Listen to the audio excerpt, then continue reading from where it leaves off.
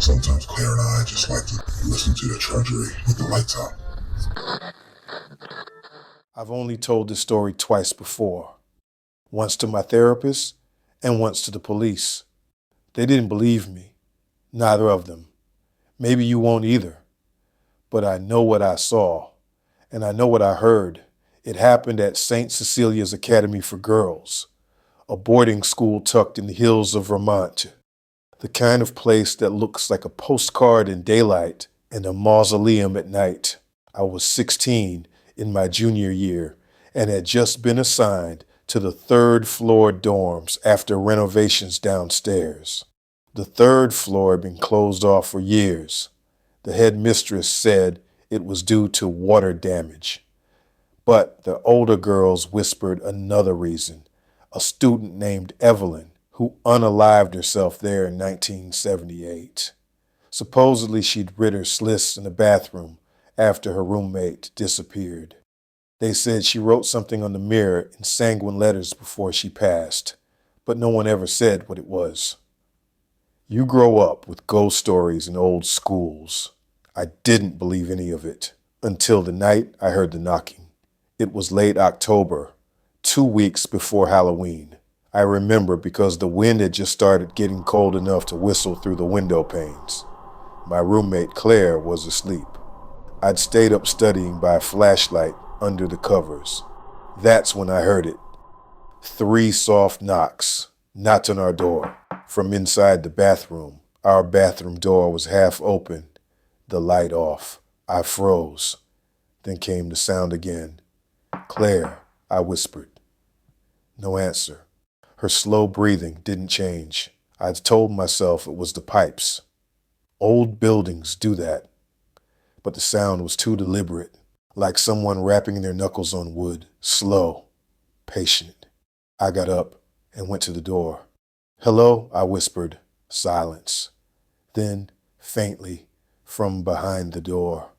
Laura, it said my name, soft and drawn out, like it was testing how it felt in its mouth. I ran back to bed, heart pounding. I didn't sleep at all that night. The next morning I told Claire. She laughed. Probably a prank. You know how bored the seniors get up here. That made sense. Or it did until that evening, when one of the seniors cornered me in the dining hall. You heard her, didn't you? She said quietly. Her eyes looked sunken, haunted. I asked what she meant. 3rd floor bathroom, she said. You shouldn't talk back when she calls you. Then she walked away. That night I dreamt of water running. Just running endlessly, echoing down tiled walls. I woke up around 3 a.m. to that same sound, faucets hissing. I thought Claire had gone to the bathroom, but her bed was still full. I grabbed my flashlight and stepped into the hall. The bathroom door was closed this time. Water still running inside. Hello, I said. The faucet stopped. Then the light flicked on by itself. I don't remember deciding to move. I just did. My hand shook as I pushed the door open. The mirror above the sink was fogged over, even though the water had stopped. There was a wet footprint on the tile. Just one, small, bare. I wiped the mirror. Behind me, in the reflection, was a girl, not Claire. Her skin looked gray, her hair stringy and wet. She wore a St. Cecilia's uniform, but it was soaked through, clinging to her. Her wrists were pale and wax melting. She mouthed something. I turned around. Nothing there. When I looked back, the mirror was dry. I didn't scream. I just stood there shaking until I realized my name was written faintly on the glass, like someone had traced it with a wet finger. The next day, I begged the headmistress to move us back downstairs. She refused. I told her what I saw, and she gave me a look I'll never forget, a look of recognition. Then she said, the 3rd floor isn't for everyone. That night, Claire went missing. They found her 2 days later in the pond behind the chapel. The police said she must have sleepwalked out there, but I know she didn't, because on the mirror that morning, written in condensation, were 3 words. She heard me. After that, I was pulled from the school. My parents thought the trauma made me imagine things. But sometimes, when I shower, I still see fog form on the glass, letters beginning to take shape.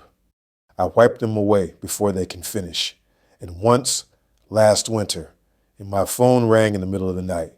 Unknown number. I almost didn't answer, but I did. Static. Then, through the noise, a soft, wet voice whispered, "Laura."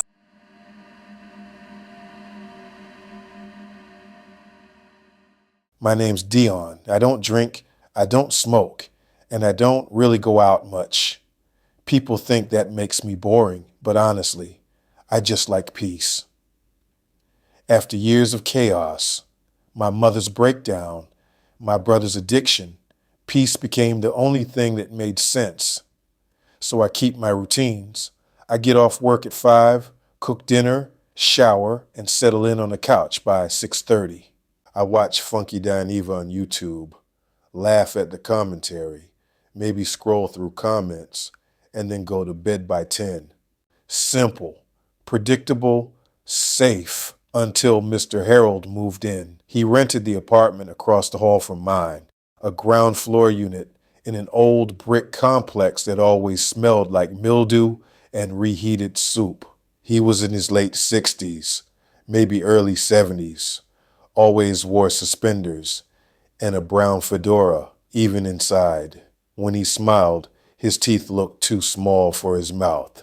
The first time I met him, he just stared at me while I was checking in my mail. Then he said, "You're a quiet one, ain't you?"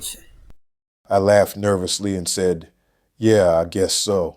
He kept staring. Quiet folks hear things other people don't. Then he walked away. That night, while I was watching Funky Dineva roast some reality TV star, I heard it, a low dragging sound from the hallway, like something heavy being pulled across the floor. It stopped right outside my door. Then 3 slow knocks. I froze, didn't answer. After a minute, I heard Mr. Harold's voice through the wood. "You up, Dion?" I didn't respond. He said, "You should open the door. I got something to show you." I stayed silent until his footsteps faded away. The next morning, I opened the door to leave for work and nearly tripped over something. A pigeon, a very unalive pigeon. Its wings spread wide, its eyes open. A piece of paper was tucked under one wing.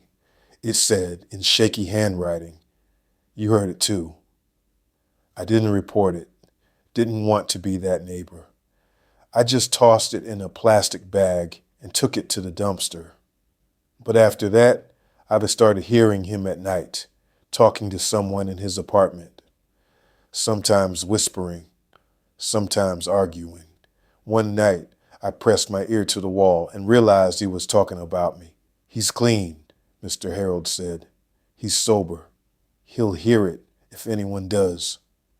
I stepped back, heart hammering. The next evening, he knocked again. I didn't answer. He slid something under my door, an old cassette tape in a clear plastic case. The label read, 2:37 a.m. I don't even own a cassette player, but curiosity won. I borrowed a small one from work the next day and listened to it in my car during lunch. The tape started with white noise. Then, faintly, my voice, or something like it, came through. "Please stop knocking," it said. Then came 3 knocks. And then Mr. Harold's voice. "He's coming." I ejected the tape, threw it in the glove box, and drove around for hours before going home. When I got back that night, police cars were parked out front. One of the neighbors said they found Mr. Harold expired, sitting upright in his recliner, eyes open, TV on static. They said it looked like he'd been there for days, but I'd heard him the night before. The coroner said natural causes. That night, I finally slept with my TV on, watching Funky Dineva's latest video, trying to drown out the sound of my own thoughts. I remember laughing at something he said right before my screen flickered. Static. And through the static, a shape appeared. An older man in a fedora, leaning, watching. Gradually, I heard it, faint, behind the laughter from my laptop. 3 slow knocks from inside the wall. My lights flickered, and then a voice whispered, same as before. You a quiet one, ain't you? You're a quiet one, ain't you? I slammed my laptop shut. The knocking stopped. When I opened the computer the next morning, Funky's video was paused at 2:37 a.m. Same time written on the cassette. And the thumbnail, I swear, had changed. Funky was gone. In his place, smiling in that brown fedora, was Mr. Harold. Hell to the gnaw.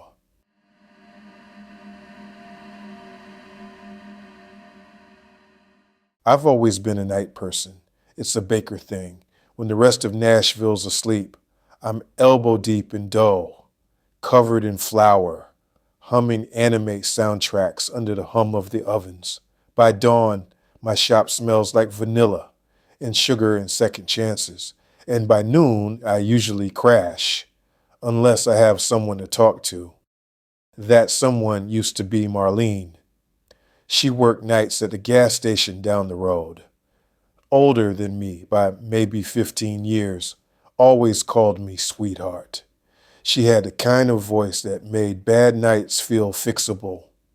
One morning, when I dropped off a box of fresh donuts, she said, "Joshua, you got the kind of face that makes people trust you too quick. Be careful about that." I laughed it off.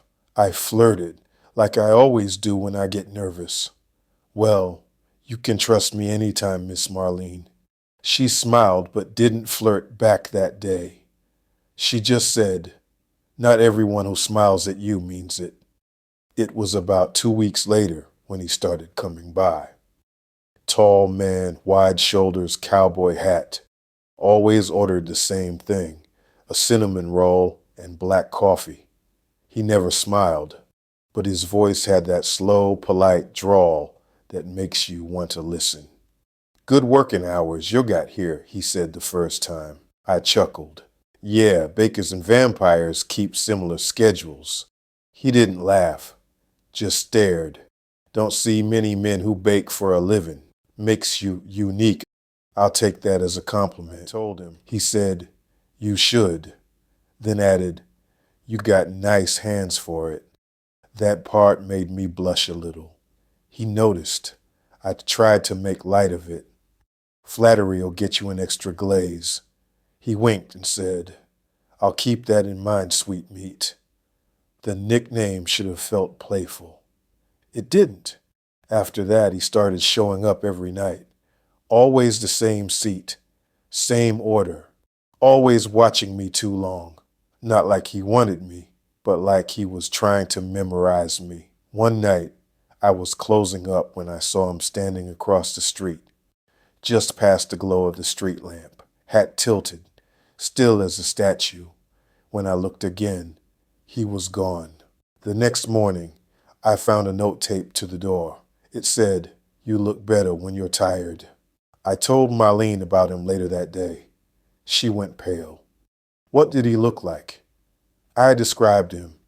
Tall, grayish blonde hair, clean boots, smelled faintly of leather and something metallic. She said quietly, "Honey, that sounds like Jesse Boone." The name didn't mean anything to me. "He killed 3 men back in the 80s, she said. Used to follow them home from bars. Always left notes. I told her it couldn't be. This was 2025. The guy would be ancient. Marlene just said, "Some people don't go away, sweetheart. They just change clothes." That night, I tried to brush it off. I made strawberry tarts, put on the Attack on Titan soundtrack, and tried to focus on something normal. But when I went to lock the front door, there was someone standing on the other side of the glass, the cowboy hat, He lifted his head just enough to meet my eyes, then tapped a single finger on the door. Tap, tap, tap. When I didn't move, he smiled. I swear, his teeth looked too clean, too even, like they didn't belong to him. Then he pointed at me and mouthed, "Sweetmeat." I called the cops. They searched.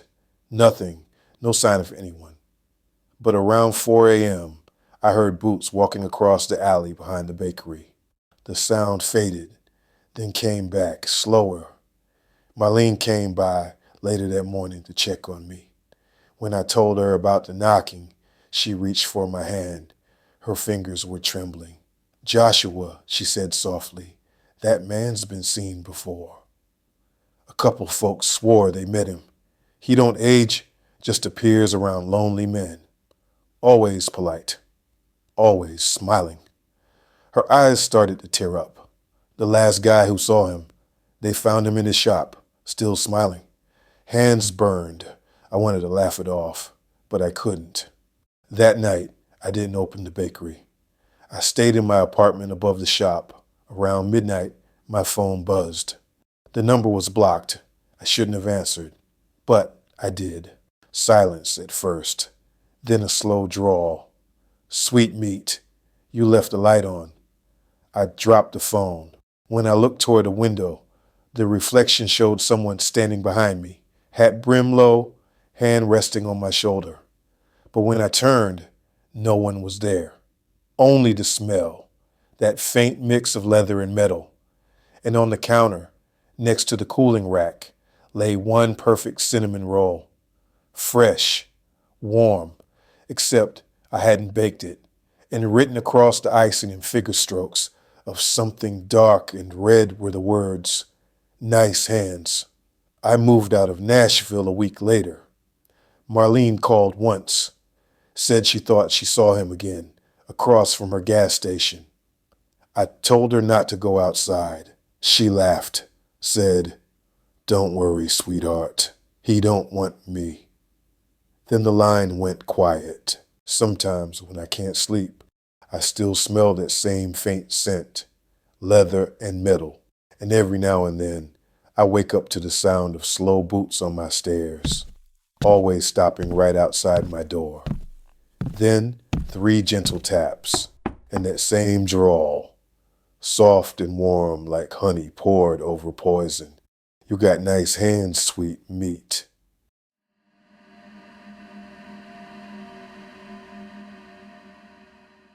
My name's Monica Alvarez, and I teach high school history. It's my first year.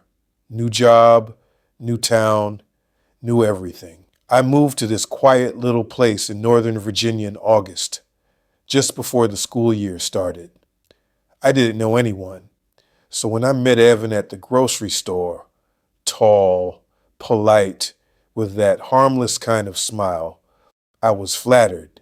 He said he worked in construction, that he'd just finished renovating a farmhouse nearby. We exchanged numbers. He texted me later that night. "You seem different, like someone real." We planned dinner for Friday. I didn't even tell anyone about it. That's the first thing I regret. The restaurant was small, dimly lit. One of those wood-paneled places with taxidermy deer heads staring down at you. Evan was already there, sipping a beer. When he saw me, his eyes lit up, too fast, too bright. He stood up, kissed my cheek. His hands were rough and cold. Dinner started fine. He asked about my students, my lesson plans, the usual small talk. But as the night went on, his questions started getting sharper. "So you live alone?" "That must be kind of scary." I laughed it off. "Not really. It's a quiet neighborhood." He leaned in, voice low. "Still, you never know what kind of people are out there." I thought he was joking. But then he said, "Do you lock your doors at night?" I smiled, uncomfortable. Of course. He didn't blink for a few seconds, just stared at me with that half smile. Then he said softly, "Good girl." The waitress came by and I nearly jumped out of my skin. After dinner, he insisted on walking me to my car. The parking lot was mostly empty. I told him I'd had a nice time, half true, and that I had early classes to prep for. He didn't take the hint. "You should come see the farmhouse sometime," he said. "It's beautiful at night. I have this spot in the woods. Perfect for stargazing." I told him maybe. He put his hand on the car door, blocking it for just a second too long. Then he stepped back and grinned. "Drive safe, Monica." That night, I couldn't shake it. His tone, the way he said my name, like he'd been practicing it. Around 1:30 a.m., my phone buzzed, a text from an unknown number. "You look so pretty tonight." I thought maybe it was Evan, but the number wasn't saved. I texted back, "Who is this?" No response. I turned on every light in my apartment. Monday morning, I told myself I was being paranoid. I threw myself into work, classes, grading, lesson plans. It helped. Until 7th period, my classroom door has a small window. During a lecture on early American colonies, I caught movements there. A shape, maybe. A man's outline. When I looked directly, it was gone. After school, I went to my car. There was something tucked under the wiper blade, a folded piece of paper. You shouldn't ignore people who care about you. No name. Just that. I went straight to the police station. The officer was polite but dismissive. Said it might just be a student prank or an ex. They offered to drive by my place that night just in case. I didn't sleep. Every creak sounded like footsteps. By Wednesday, I was exhausted. I told myself I'd been overreacting, that it was probably some sick joke. That night, I got home around 6 p.m. It was dark already. My porch light flickered, even though I'd replaced the bulb a week ago. Inside, everything looked normal, until I noticed my kitchen chair was slightly pulled out. I froze. I never leave it like that. I checked the windows, locked. The back door, locked. Then I saw the muddy footprint on the tile, just one. Large. My phone slipped out of my hand. I grabbed my keys, ran out to my car, and locked myself inside. I called 911. The dispatcher told me to stay put. A patrol car would be there in 10 minutes. Then, through my windshield, I saw it. Across the street, standing under the street light, Evan. He wasn't moving, just staring. When the police arrived, he was gone. They searched my house but found nothing. Could be an old footprint. One of them said, "Maybe you tracked it in." I want to believe that. I stayed with another teacher, Miss Reynolds, for a few nights. Friday morning, I get a call from the police. They'd finally found something.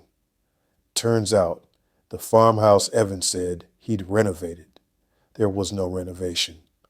The property had been abandoned since 2019, after a woman went missing there. They found her car in the woods half a mile away. When I showed them Evan's photo from his dating profile, the officer went pale, because Evan wasn't his name. The man in the picture was Daniel Coates, wanted in 3 states for stalking, assault, and suspected homicide. The farmhouse. It had been one of his hideouts. They think he'd been following me for weeks before we ever met in that grocery store. That was 4 months ago. I moved again. New apartment, new locks, new everything. But sometimes when I'm driving home late, I still catch a glimpse of a tall man in my rearview mirror. Just far enough back that I can't see his face. And when I get home, I always check my phone. Because every few weeks, I get a message from a number that's not saved. It only ever says one thing: good girl.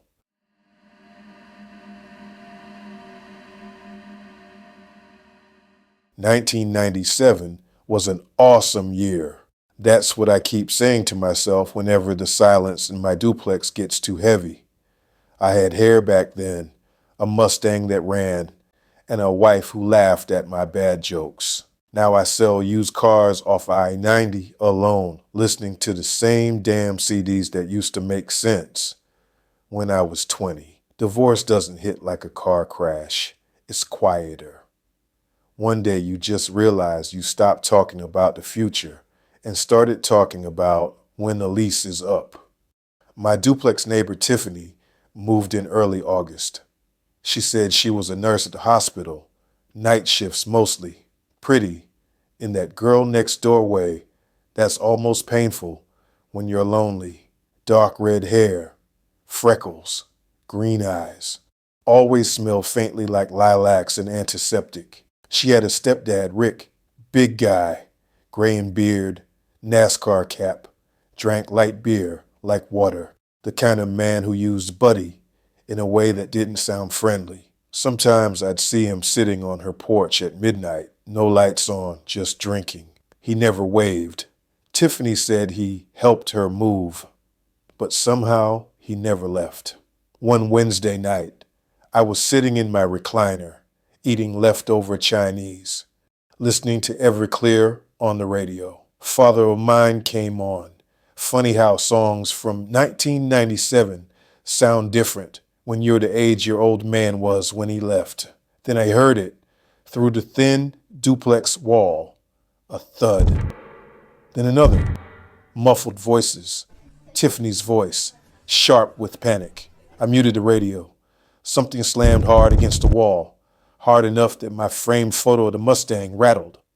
I hesitated, beer halfway to my mouth. Should I call someone? Go over there?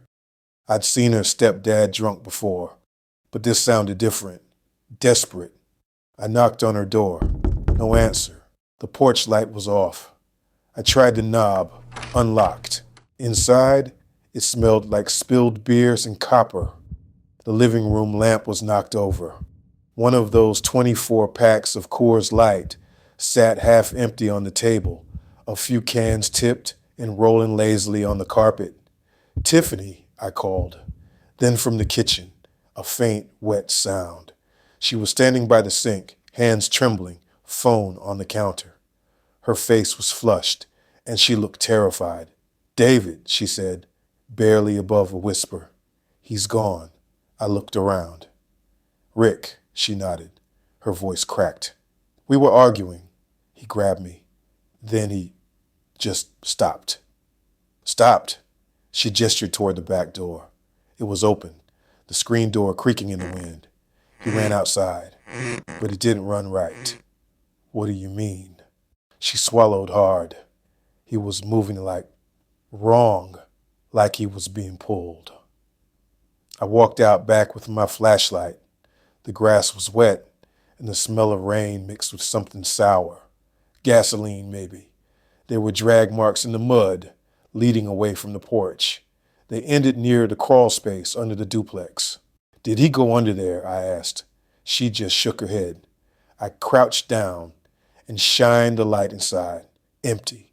Dirt, old pipes, cobwebs. Then, just before I pulled back, I saw something shiny half buried in the mud. A crushed beer can, silver with streaks of dark red. I reached for it, and the air underneath shifted. You know that feeling when you're too close to a power line? That static hum? It felt like that, buzzing under my skin. I dropped the can and backed away. The police came 20 minutes later. They searched the place, filed a report. No signs of Rick anywhere. They said he probably wandered off drunk. Wouldn't be the first time, one of them muttered. A week passed, then two. Tiffany quit her job and moved out, left in the middle of the night. No goodbye. A few days later, the landlord came by to show the unit. I was sweeping the driveway when he crouched near the crawl space opening.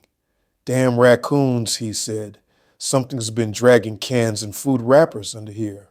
I froze. That night, I couldn't sleep. The house felt different, like the air was heavier. I got up, opened the fridge for a beer, and stopped cold. 3 Coors cans sat neatly in a row on the counter. I hadn't bought Coors in months. I stood there for a long time, just staring. Then I heard it, faint, from beneath the floorboards. That same wet dragging sound. Slow, deliberate. I keep trying to tell myself I imagined it. That grief, loneliness, and stale air can make you hear things. But some nights, when the TV's off and the only sound is the hum of the refrigerator, I swear I can hear something moving underneath. And every time I do, I think about 1997, when everything still felt possible, before life slowed down and something creepy caught up.